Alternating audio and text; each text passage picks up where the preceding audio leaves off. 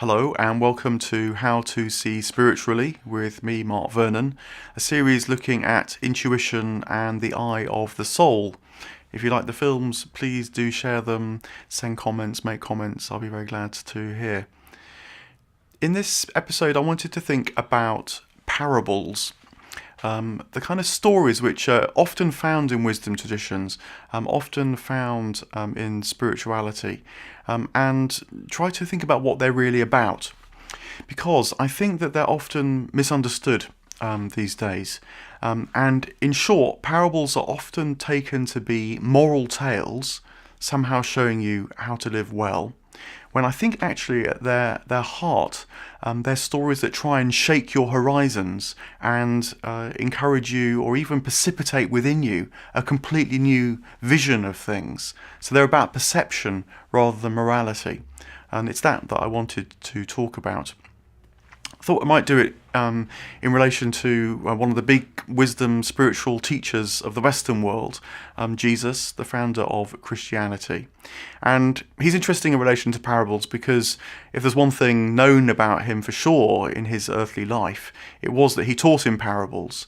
There's over 40 parables in the Gospels attributed to him, and they seem to be quite distinctive stories that he created, and also distinctive of his way of teaching about things. And I think this is really important because Jesus, at the heart of it for me, was not about moral teaching. He's often presented in that way now, but I don't think that was really the heart of his message.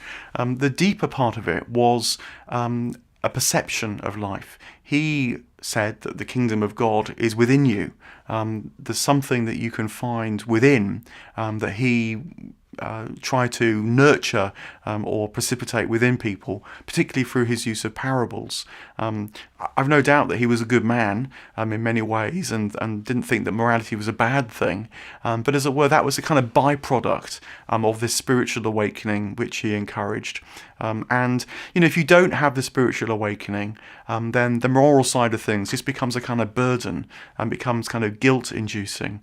And in fact, I think it's one of the major problems that Christianity has these days, is that it thinks of itself primarily as a moral system, doing good things in society, loving your neighbour and so on. Not bad things in themselves and things that certainly need to be done, but when they become disconnected from the spiritual awakening that I think Jesus was really on about, they become burdensome and heavy and duty-bound, and it feels that your life is going to be contracted by becoming a Christian or by going to church. Therefore, that's the common experience I think people have, rather than it being seen as a process of awakening, life expanding, particularly I think through Jesus's parables. So let me give an example and see whether that makes sense. Think of the parable of the Good Samaritan, perhaps Jesus' most famous parable. The story that someone's beaten up by robbers, that two priests pass by on the other side, and then comes the Good Samaritan who kneels down and pays for the person who's been beaten up to stay in an inn until he's better. Often taught as a moral tale.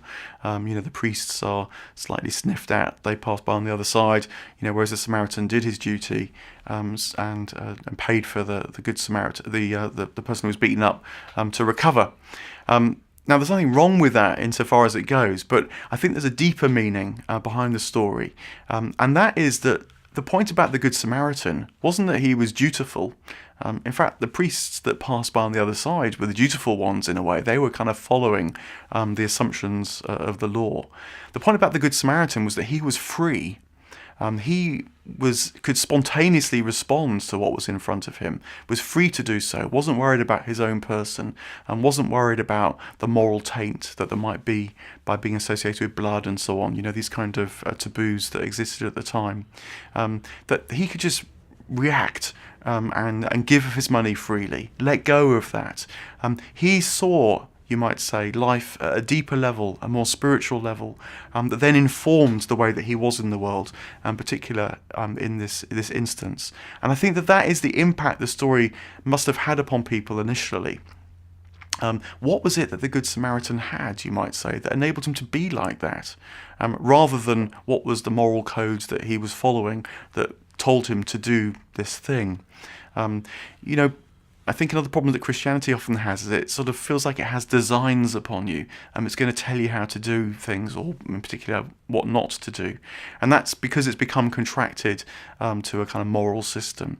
Whereas when it's seen as a series of stories, a series of experiences, as it were, a way shown by Jesus and other people since, it can become a liberating path that then as a byproduct means that you might live more morally, more spontaneously, more happily. But because you're living in the world in a very, very different way as a result of this awakening, as a result of this opening up.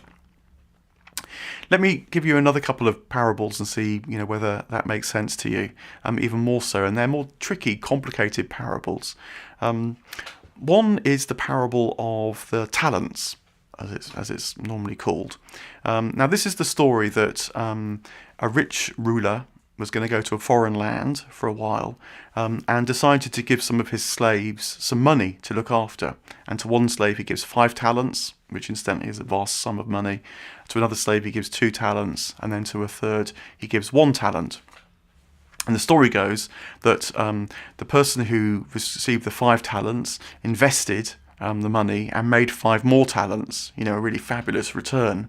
And when the ruler comes back, he gives him the 10 talents, and the ruler says, good and faithful servant, welcome to my kingdom. The person who was given the 2 talents does exactly the same, invests the money, makes 2 more, returns 4 to the ruler, and similarly is welcomed into the ruler's kingdom. The person with the 1 talent is nervous and anxious and decides to bury the 1 talent, so at least it's preserved and doesn't disappear, isn't stolen, and then hands back the 1 talent to the ruler and says, I was worried about you as a person, I didn't know what to do with it, so I buried it, but look, at least I'm returning the 1 talent. And he, in the story, is cast into outer darkness where there's weeping and gnashing of teeth. This poor chap who was only trying to sort of, hold on to the one thing and deal with his own anxiety. Now, why is this a spiritual tale? When I've been to church and the story's been read, people go for all sorts of contortions to try and understand what's going on. And I think the fundamental problem is they sort of see it as a moral tale, and yet it somehow seems rather immoral, because this is about making money, and many of us have sort of concerns about making money and the way that you might go about doing that. So it feels like that's not the sort of thing which is going to be read in church. But I think that the original story, the original way it was told, was to make you struggle with it, was to make you think, what on earth is going on here? Why is Jesus talking about money and making money? Doesn't seem like the kind of guy that was interested in interest rates or was big into investment. Wasn't a sort of proto-capitalist in the making. And I think that's absolutely right, that what's been suggested here is through that difficulty, seeing the world in a completely different way, through the struggle, a different sense of life opening up. And there's a spiritual truth at the heart of it, which is that what we're given as human beings, as it were, the 5 talents of our soulful life, is worth an enormous amount, not an enormous amount of money, but is worth an enormous amount if it's a very great value.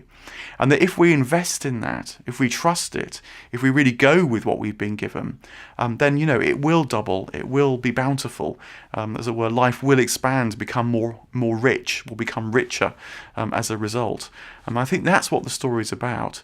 And so conversely, the chap that just, as it were, takes hold of the little he's been given and doesn't do more with it, is like the chap that buries the talent in the ground and doesn't make something of it.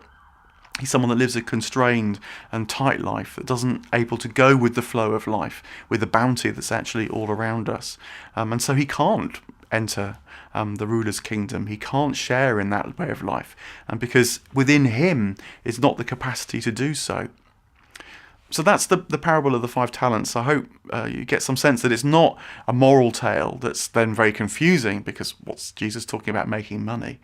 He's using this story symbolically to make you realise, actually, life is worth more than all the money in the world, not just these rather large sums, these talents that are given to the slaves by the ruler.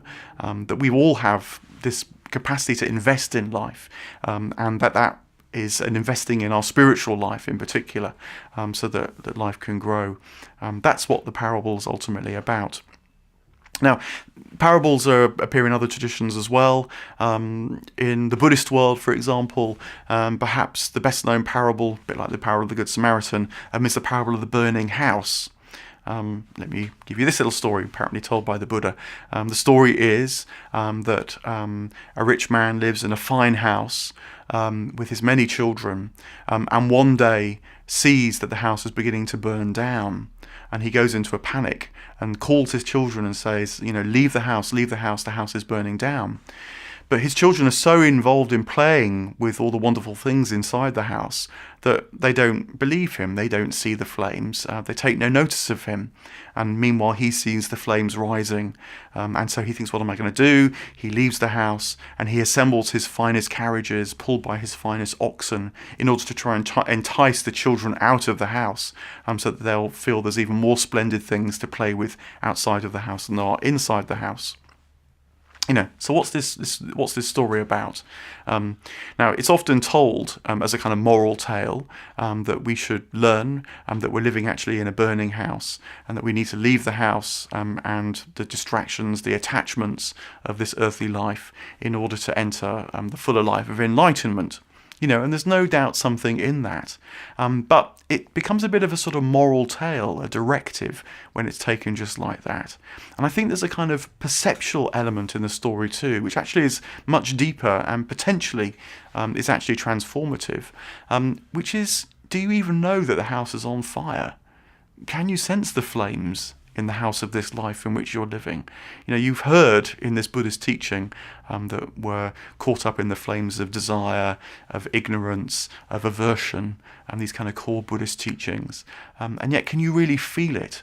And it's almost like the story is saying, can you perceive that the house is on fire, unlike the children that couldn't, that just stayed with their distractions? Because if you can, then you'll have the same motivation as the master and want to move into the wider space of the life outside the house, which enlightenment brings. So again, it's kind of wrestling with the parable, with the story, and knowing that maybe you can't really feel the flames that are threatening to burn your house down to start with.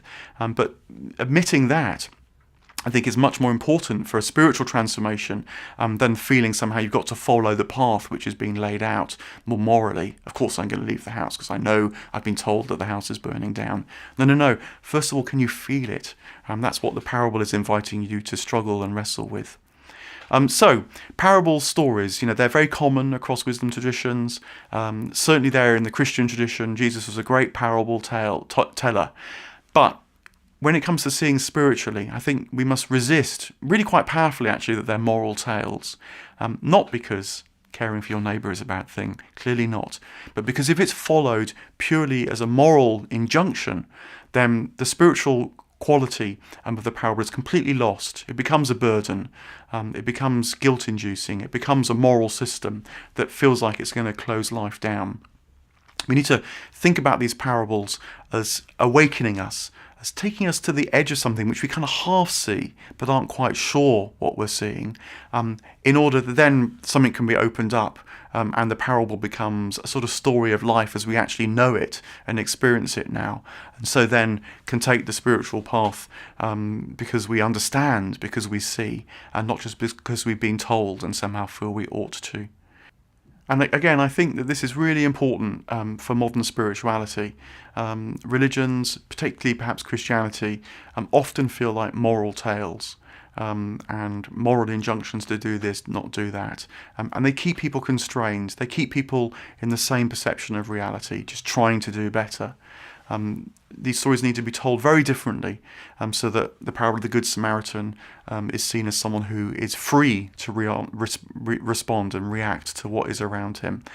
Difficult parables like the parable of the talents are sort of struggled with in order that something deeper can be seen as a result. And then these traditions, like Christianity, can be restored to their sort of proper place, if you like, as part of the task of seeing spiritually.